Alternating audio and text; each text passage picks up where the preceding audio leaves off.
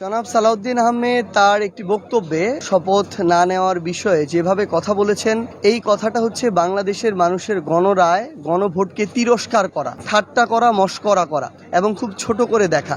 এই একই ভাষ্য যদি বিএনপির হয়, আমরা আমাদের জায়গা থেকে মনে করব যে বিএনপি আগামীতে তাদের উপরে জনগণের এই আস্থাটা আর থাকবে না এবং তাদের জন্য আসলে খুব কঠিন হয়ে যাবে যে বাংলাদেশের ক্ষমতায় 5 বছর জনগণের আশা প্রত্যাশা নিয়ে ক্ষমতায় টিকে থাকা।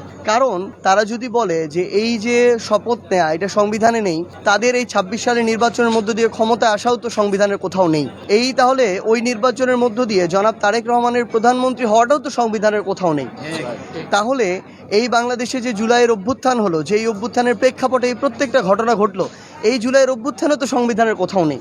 এই অন্তর্বর্তীকালীন সরকার হলো, তারা ঐক্যমত্য কমিশন করলো, জুলাই সনদ করলো, এগুলোও তো কোথাও সংবিধানে ছিল না। তো তারা তাদের জায়গা থেকে যদি এখনও দেশ এবং জনগণের স্বার্থকে এটাকে ছোট করে দেখে ক্ষমতায় টিকে থাকার স্বার্থ এবং নিজেদের ক্ষমতাকে আরও কুক্ষিগত করা এটাকে বড় করে দেখে, আমরা মনে করি জনগণ তাদের উপর আর আস্থাটা ওই রাখবে না এবং জনগণ যদি আস্থা না রাখে তাহলে আগামীতে তাদের অবস্থা আরও খারাপ হবে। আমরা পঞ্চগড় 1 আসনে যিনি বিজয়ী প্রার্থী তার ভোট দেখানো হয়েছে 1,74,000, আমার দেখানো হয়েছে 1,68,000, 7,000 সামথিং ভোটে আমাকে পরাজিত দেখানো হয়েছে।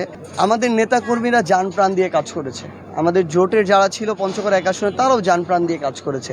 এখানে আমরা মনে করি যে প্রশাসন তাদের জায়গা থেকে যতটুকু আমরা ফলাফল ঘোষণা পর্যন্ত ফেয়ার প্রত্যাশা করেছিলাম, নিরপেক্ষ, আমরা ভোট গ্রহণ পর্যন্ত ততটুকু সহযোগিতা পেয়েছি, ততটুকু নিরপেক্ষ ছিল। কিন্তু ফলাফল ঘোষণার যখন পর্যায়ে যায়, আমরা সেই জায়গায় স্পষ্টভাবে আমরা লিখিতভাবে অভিযোগও দিয়েছি যে সেখানে একটা ইলেকশন ইঞ্জিনিয়ারিংয়ের সেখানে আমাদের অভিযোগ রয়েছে এবং সেই জায়গায় এই ভোটের পার্থক্যটা হয়েছে। অন্যথায় সেখানে আমরা শাপলাকলির বিজয় দেখতে পেতাম।